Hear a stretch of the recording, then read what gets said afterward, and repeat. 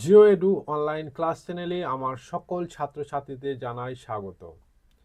আজকে আমি দশম শ্রেণীর মানচিত্র চিহ্নিতকরণ যে অংশটি আছে সে অংশটি থেকে আমি বিশেষ কয়েকটি বিষয় আমি আলোচনা করব।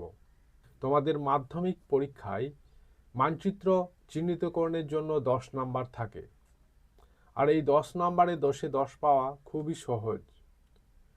আর সহজ তখনই হবে যখন তোমরা ম্যাপ নিয়মিত প্র্যাকটিস করবে। আমি এই চ্যানেলে তোমাদের গুরুত্বপূর্ণ যে ম্যাপ পয়েন্টিংগুলো পরীক্ষায় আসে, মানচিত্র চিহ্নিতকরণ যেগুলো আসছে সেগুলো নিয়ে আমি আলোচনা করতে থাকব। কিন্তু এই 10 নাম্বার মানচিত্র চিহ্নিতকরণ করার আগে আমাদের অবশ্যই ভারতের রাজ্যগুলিকে চিনতে হবে। কোনো কাজকে বা কোনো লক্ষ্যে পৌঁছাতে গেলে যেমন তার মূলে আসতে হয়, অর্থাৎ মূল কি আছে সেই বিষয়টা জানতে হয়, ঠিক সেই রকম ম্যাপ পয়েন্টিং শেখার আগে আমাদের ভারতের রাজ্যগুলিকে অবশ্যই জেনে নিতে হবে। আর এই ভারতের রাজ্যগুলো আমরা যদি জেনে থাকি তাহলে ম্যাপ পয়েন্টিং করা আমাদের কাছে খুবই সহজ হয়ে যাবে।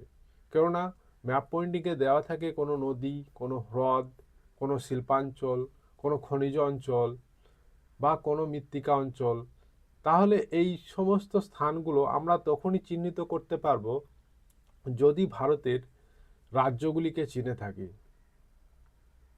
আর এর সঙ্গে আর একটা সুবিধা হয়, এই রাজ্যগুলি চিনে থাকলে আমরা ম্যাপ পয়েন্টিং যেরকম করতে পারি সেরকম কিছু কিছু এমসিকিউ এসএকিউ টাইপ প্রশ্ন আছে সেগুলোও আমরা এখান থেকে করতে পারবো।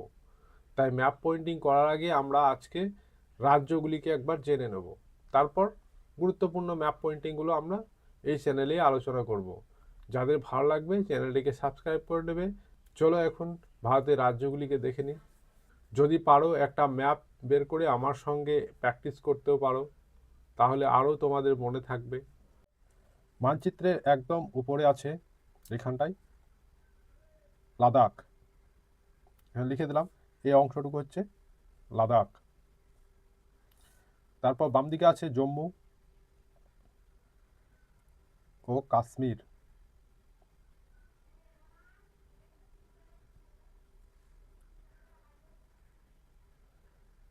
এখানে আছে হিমাচল প্রদেশ।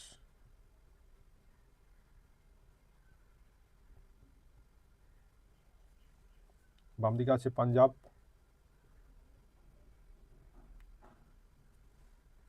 এই জায়গাটা হলো উত্তরাখণ্ড। এই অংশটুকু এটা পড়ে আছে নেপাল, এটা ভারতের অংশ নয়। তারপর এখানে আছে হরিয়ানা।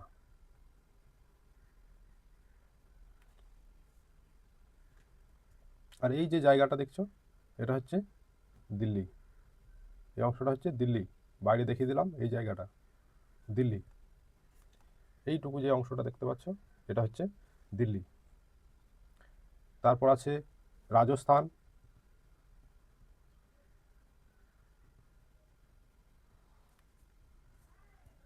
এই অংশটুকু, এই অংশটা হলো উত্তরপ্রদেশ। এখানটা হলো বিহার। তারপর নিচে আছে ঝাড়খণ্ড। তার নিচে আছে উড়িষ্যা। ঝাড়খণ্ডের উড়িষ্যার বাম দিকে আছে ছত্তিশগড়। ছত্তিশগড়ের নিচে অর্থাৎ এই জায়গাটায় এটা হলো তেলেঙ্গানা, যে রাজ্যটা নতুন রাজ্য এবং অন্ধ্রপ্রদেশ ভেঙে গঠন করা হয়েছে। আর তার নিচে হলো অন্ধ্রপ্রদেশ।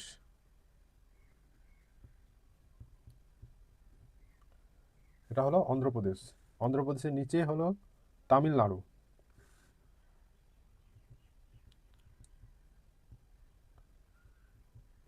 তামিলনাড়ু, তামিলনাড়ুর বাম দিকে কেরালা। কেরালা হলো এই অংশটুকু কেরালা। কেরালার উপরে আছে কর্ণাটক। তার উপরে আছে মহারাষ্ট্র। মহারাষ্ট্র আর মহারাষ্ট্রের এইখানে আছে মধ্যপ্রদেশ। তারপর বাম দিকে আছে গুজরাট।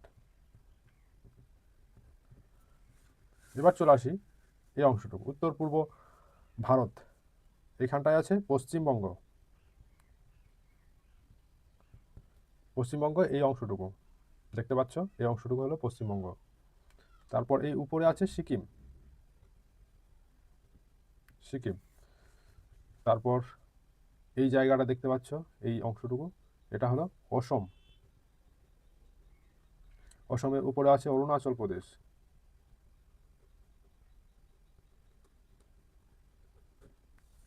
অরুণাচল প্রদেশ এবং অসমের নিচেতে এই জায়গাটা হলো নাগাল্যান্ড। নাগাল্যান্ড।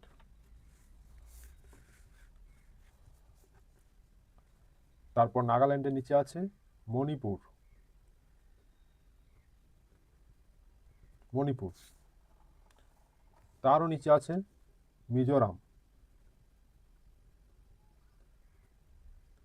মিজোরামের বাম দিকে আছে ত্রিপুরা। এই অংশটুকু ত্রিপুরা। তার উপরে আছে মেঘালয়। আর এই অংশটুকু জানো বাংলাদেশ। এই অংশটুকু ভারতের অংশ নয়। তাহলে এখানে আমরা এই রাজ্যগুলোকে আজকে জানলাম।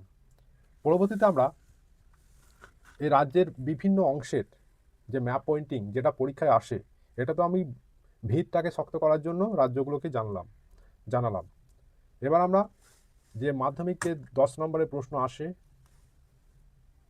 বিভিন্ন স্থান চিহ্নিত করার জন্য, সেগুলোকে আমরা পরবর্তী ভিডিওতে আলোচনা করব।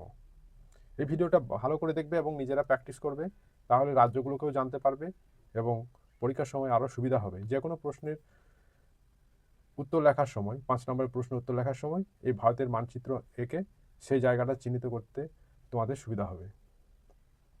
আজকের মতো এখানে শেষ। ধন্যবাদ।